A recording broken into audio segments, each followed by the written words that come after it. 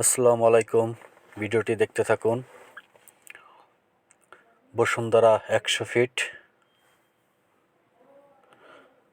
একটু সামনে গেলেই খুব সুন্দর একটা জিনিস দেখতে পারবেন। বসুন্ধরার ভিতরেই এই স্টেডিয়ামটি তৈরি হচ্ছে। স্টেডিয়ামটির নির্মাণ কাজ এখনও চলমান।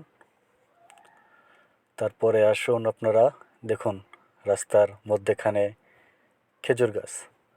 হ্যাঁ, এই রাস্তার প্রথম আকর্ষণ হচ্ছে এই খেজুর গাছ আর স্টেডিয়াম। সম্পূর্ণ রাস্তাটি এই খেজুর গাছ দিয়ে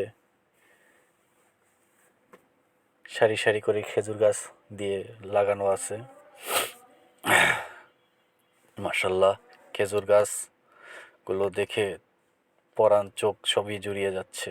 খুব সুন্দর একটি পরিবেশ। মাশাআল্লাহ, রাস্তাটাও কিন্তু অনেক সুন্দর দেখতে পাচ্ছেন।